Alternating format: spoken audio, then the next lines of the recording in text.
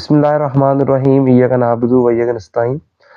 Students, हमारा physical classes में chapter number 15 चल रहा था, इलेक्ट्रोमैग्नेटिक इंडक्शन। अभी तक हमने इस चैप्टर में 2-3 टॉपिक पढ़े थे जो कि बड़े अहम टॉपिक थे। नंबर 1 टॉपिक था इसका इंट्रोडक्शन, और नंबर 2 टॉपिक हमने पढ़ा था मोशनल ईएमएफ। नंबर 3 टॉपिक पढ़ा था हमने फैराडे लॉ। अब इसमें जो है वो इस चैप्टर की जो बेसिक हाईलाइट वो यही है कि हमने मैग्नेटिक फील्ड से करंट लेना है। अब मैग्नेटिक फील्ड से करंट कैसे लेना है, हमने मैग्नेटिक फील्ड को करना है चेंज, तो हमारे पास जो है वो करंट या ईएमएफ जो है वो इंड्यूस हो जाएगा। जिस तरह हमने लास्ट टाइम मोशनल ईएमएफ का टॉपिक पढ़ा था कि मोशनल ईएमएफ क्या होती है कि जब हम किसी भी कंडक्टर को across the magnetic field move करवाते हैं, यानी कि मोशन देते हैं, तो उससे जो ईएमएफ पैदा होता है उसे कहते हैं मोशनल ईएमएफ। और ई बराबर आया था -VBL sin थीटा के, जो इसका लास्ट पर रिजल्ट आया था। इसके बाद जो है वो फैराडे एक साइंटिस्ट था, उसने जो है वो माइकल फैराडे, उसने अपना एक लॉ पेश किया। उसने कहा कि अगर आप मैग्नेटिक फील्ड को चेंज कर रहे हैं, इसका मतलब ये है कि आप मैग्नेटिक फील्ड लाइंस की जो तादाद है उसको चेंज कर रहे हैं। और वही मैग्नेटिक फील्ड लाइंस की जो तादाद है उसे हमने मैग्नेटिक फ्लक्स का नाम दिया था, जो कि हमारे पास आया था Faraday law. The average induce EMF is equal to negative rate of change of flux of an conducting coil of the loop. ठीक है, तो ये जो 2 टॉपिक हमने पढ़े हैं, इनके साथ जो माइनस आ रहा है ना, ये माइनस और ये वाला जो माइनस है, ये जो है उस वक्त के साइंटिस्ट को कंफ्यूज कर रहा था कि इस माइनस का क्या मतलब है। देखिए ना, हमारे पास अगर हम मैथ की भी क्वेश्चन करते हैं या फिजिक्स का कोई न्यूमेरिकल भी करते हैं, तो जब हमारे पास आखिर पे माइनस आ जाता है उसका कोई ना कोई लाजमी कोई मीनिंग होता है। इसलिए यहाँ पे भी जो माइनस आ रहा था इसका कोई मतलब था जो इन साइंटिस्ट को नहीं पता चल रहा था। इसके लिए एक साइंटिस्ट था 1834 के अंदर, जिसका नाम था हेनरिच लेंज। उसने इस नेगेटिव साइन को एक्सप्लेन किया। अब ये जो हमारा टॉपिक आज का ये लेंसेज लॉ है, ये आप अपने ज़हन में बिठा लेंगे। ये जो लेंस है या ये जो आज का टॉपिक है वो इस नेगेटिव साइन को एक्सप्लेन करेगा। अब इस जो नेगेटिव साइन को एक्सप्लेन करने के लिए आपने एक एमसीक्यू याद रखना है कि to determine the direction we use the method based on the discovery made by the Russian physicist Heinrich Lenz in 1834। मतलब ये जो नेगेटिव साइन है ये जो करंट है उसकी डायरेक्शन को बताता था। तो ये 1834 में हेनरिच लेंज ने बनाई थी, जो कि रशियन एक फिजिसिस्ट था। अब देखें इसकी जो स्टेटमेंट है, इसको अभी हम जो है वो नहीं समझते हैं। पहले हम इसकी डायग्राम समझते हैं, फिर हम देखते हैं कि इसकी जो है वो क्या बनेगी स्टेटमेंट।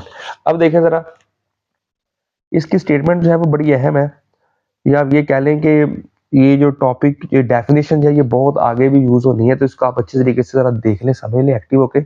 देखें जी, ये हमारे पास एक मैग्नेट है, ठीक है, कि आप लिख लेते हैं हम कि ये हमारे पास एक मैग्नेट है, ये वाला, जिसके 2 पोल्स हैं, नॉर्थ और साउथ, और ये हमारे पास है कॉइल। अब जो हमारे पास मैग्नेट है, इसकी जो मैग्नेटिक फील्ड लाइंस है आपके सामने, वो नॉर्थ से साउथ की तरफ है, ठीक है, इस तरह वो सर्कुलर है। अब ये जो सामने कॉइल पड़ा हुआ है, इसके साथ हमने गलवानोमीटर अटैच किया हुआ है। हमने इस कॉइल के साथ जो है वो गलवानोमीटर इसलिए अटैच किया ताकि देखें इसमें करंट आया या नहीं आया, ठीक है। अब अगर आप यहाँ पे देखें कि ये जो मैग्नेट है, अगर तो ये रेस्ट में रहता है तो इसके अंदर कोई भी गलवानोमीटर डिफ्लेक्शन शो नहीं करेगा। इसका मतलब ये है कि मैग्नेट को अगर हम मूव करवाएंगे, पुश करेंगे, पुश इस तरफ पुश करेंगे, तो यहाँ पे देखिए जो मैग्नेटिक फील्ड इससे लिंक कर रहा है वो इंक्रीज होगा। जब मैग्नेटिक फील्ड इंक्रीज होगा तो जाहिर सी बात है कि मैग्नेटिक फील्ड चेंज हो रहा है जो इसके साथ लिंक कर रहा है। जब मैग्नेटिक फील्ड चेंज होता है तो मैग्नेटिक फ्लक्स चेंज होता है। तो अकॉर्डिंग टू फैराडे आपने क्या पढ़ा है, E is equal to -N delta phi over delta t. तो अगर देखें ना, मैग्नेटिक फील्ड की लाइन में जो चेंज आ रहा है, इसका मतलब ये है कि वो मैग्नेटिक फ्लक्स में चेंज आ रहा है, जो कि आपको इसके अंदर ईएमएफ पैदा कर देगा। यानी कि गलवानोमीटर जो है वो अपनी यहाँ से रीडिंग जो है वो शो कर देगा, वो बताएगा कि इसके अंदर जो है वो करंट आ चुका है, ठीक है। तो मतलब आप इस मैग्नेट को इस तरफ जो है वो लेके जा रहे हैं, पुश कर रहे हैं। अब देखें ना, ये कॉइल जो है इसके अंदर भी करंट पैदा होगा। करंट जो पैदा हुआ है, जाहिर सी बात है मैग्नेटिक फील्ड की चेंज की वजह से इसमें जो करंट, ये जो ईएमएफ पैदा हुआ है, तो जब इसमें करंट पैदा हुआ तो इसके अराउंड में मैग्नेटिक फील्ड पैदा होगा। जब इसके अराउंड मैग्नेटिक फील्ड पैदा होगा तो इसके अराउंड करंट भी होगा। तो देखिए ज़रा यहाँ पे इमेजिन कर लें कि गैल्वानोमीटर ने इस तरफ रीडिंग शो की है, तो ये सारा लूप है, इसमें जो करंट है उसकी डायरेक्शन अपवर्ड है। तो अगर इसमें डायरेक्शन अपवर्ड है तो हम राइट हैंड रूल लगाएंगे सोलेनोइड वाला, जो कि हमारी जो फिंगर्स हैं हमारे हाथ की वो बताती हैं कि मैग्नेटिक फील्ड की डायरेक्शन, और हमारा जो थंब है ये बताता है कि नॉर्थ पोल कहाँ बनेगा। ये देखें, ये मैं अपनी फिंगर को हम ऊपर से नीचे की तरफ लेके आएंगे, ठीक है, और ये मेरा थंब इस तरफ आ रहा है, मतलब इस तरफ नॉर्थ बनेगा, इस तरफ यहाँ पे जो है वो नॉर्थ बन जाएगा, और इधर क्या बन जाएगा जी, साउथ बन जाएगा। अब यहाँ पे जो गौर करने वाली बात ये है कि ये जो मैग्नेट है इसने इसके अंदर जो है वो करंट को जो है वो पैदा किया है। अब देखें, ये इसने अपना इधर नॉर्थ बना लिया according to right hand rule, और नॉर्थ क्या करते हैं, रिपेल करते हैं। क्या करते हैं जी, रिपेल। अब ये जो नॉर्थ और नॉर्थ रिपेल कर रहे हैं, यहां से ही लेंस लॉ की स्टेटमेंट समझ आनी है। ये देखें, ये मैग्नेट जो है ये काज थी जिसने इसके अंदर जो है वो करंट को इंड्यूस किया, और इसने क्या किया जी, इसने इसी को ही अपोज कर दिया जिसने इसको पैदा किया, ठीक है ना। तो ये अब आप जो है इसके अब ऑपोजिट तरह देखें कि जब आप मैग्नेट को अब पहले आपने पुश करवाया था तो ये इसको रिपेल कर रहा है, ठीक है ना। जब इसकी तरफ लेके जाए तो इसको रिपेल करेगा। अब हम इसको करवाते हैं पुल, पुल इसका मतलब खींचते हैं। अब हम मैग्नेट को अगर दूर लेके जाते हैं, अब अगर हम मैग्नेट को इससे दूर लेके जाएंगे ना, तो सारी बात जो मैग्नेटिक फील्ड लिंक कर रहा है वो कम होगा, वो डिक्रीज होगा। जब वो डिक्रीज होगा मैग्नेटिक फील्ड जिसे लिंक कर रहा है, तो क्या होगा जी, मैग्नेटिक फील्ड चेंज होगा। जब मैग्नेटिक फील्ड चेंज होगा तो आपके पास फ्लक्स चेंज होगा, जब फ्लक्स चेंज होगा ईएमएफ चेंज होगा। अब देखें, अब जब आप इस मैग्नेट को इससे पुल करेंगे ना, दूर लेके जाएंगे, तो तब जो गलवानोमीटर अपनी डिफ्लेक्शन इस तरफ शो करेगा, करंट अपनी डायरेक्शन को रिवर्स कर लेगा। मतलब अब जो है वो डायरेक्शन जो है वो इस तरफ ऐसे बनेगी, इस मतलब ये जो सामने लूप है अब इसमें जरा डाउनवर्ड होगी डायरेक्शन या करंट की। अब हम दोबारा यहाँ पे राइट हैंड रूल लगाएंगे, अपनी फिंगर को इस तरफ करेंगे, अब मेरा थंब इस तरफ आ रहा है, तो मतलब अब इस सूरत में हाल में इधर नॉर्थ बनेगा और इधर साउथ बनेगा।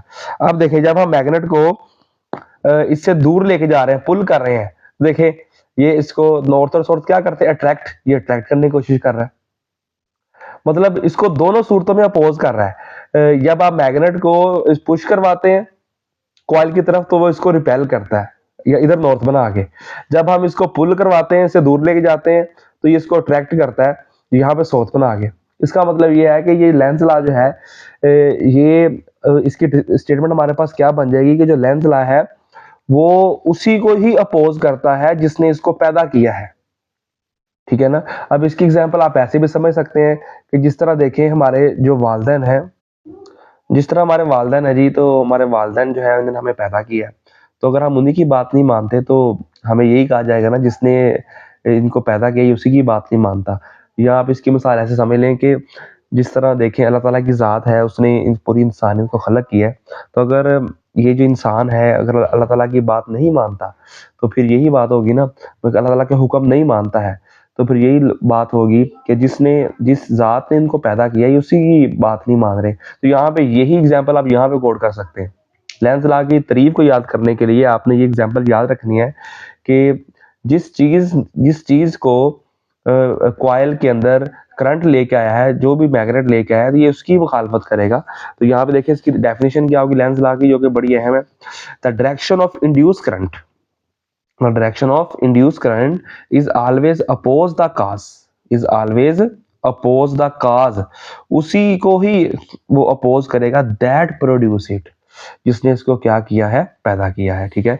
तो यहाँ पे आप देख सकते हैं कि देखें जैसे ही आप इस मैग्नेट को रेस्ट में रखते हैं तो इसमें कोई भी करंट वगैरह इंड्यूस नहीं होना है, हमें इसकी अब कायदा मोशन देना पड़ेगी मैग्नेट को। तो सारी वजह हम इसको मोशन देंगे तो इसका मतलब ये है कि हम इसको मैकेनिकल एनर्जी दे रहे हैं, और इस वजह से इस कॉइल में करंट आ रहा है।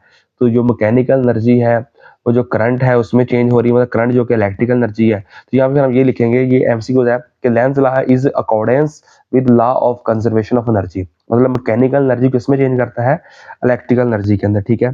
तो स्टूडेंट ये आपका जो है वो आज का लेक्चर था लेंस लॉ।